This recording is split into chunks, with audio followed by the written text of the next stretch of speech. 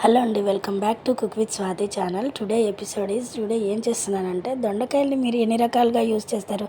దొండకాయ కూర చేస్తారు, దొండకాయ ఫ్రై చేస్తారు, ఇంకా ఏం చేస్తారు. నేనైతే దొండకాయ పచ్చడి కూడా చేస్తానండి. చాలా సింపుల్గా, ఈజీగా, టేస్టీగా చేసుకోవచ్చు.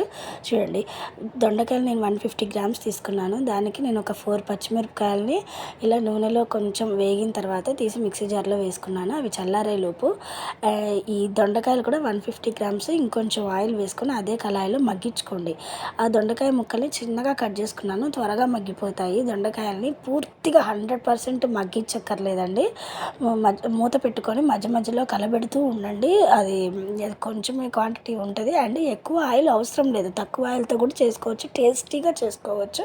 అడుగంటకుండా ఫ్రీక్వెంట్గా కలుపుతూ ఉంటే మీరు తక్కువ ఆయిల్తో టేస్టీగా చాలా మంచిగా చేసుకోవచ్చు అండి. అయిన కాడికి ఆయిల్స్ పొయ్యక్కర్లేదు. చూసారా, చాలా మంచిగా మగ్గిపోయింది. 100% దొండకాయలు మగ్గక్కర్లేదు. ఒక 75-80% మగ్గితే చాలు. మగ్గిన తర్వాత అవి చల్లారిన తర్వాత మిక్సీ జార్లోకి తీసుకొని దానికి సరిపడా చింతపండు తీసుకొని, చింతపండు నానబెట్టుకొని ఉంచుకోండి. ఆ చింతపండుని కొంచెం దానికి సరిపడా ఉప్పు వేసి మిక్సీ చేసి పెట్టుకోండి.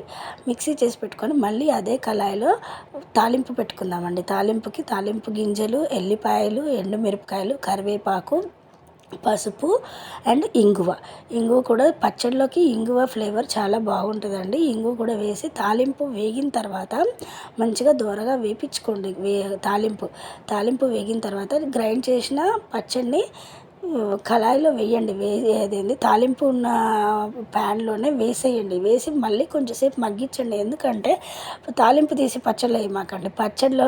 తాలింపులోనే పచ్చడి వేసి మంచిగా మగ్గించండి. ఒక 2 సెకండ్స్ మగ్గించి దాన్ని తీసుకొని కొత్తిమీర పెట్టి గార్నిష్ చేసి పిల్లలతో సహా మంచిగా తింటారండి.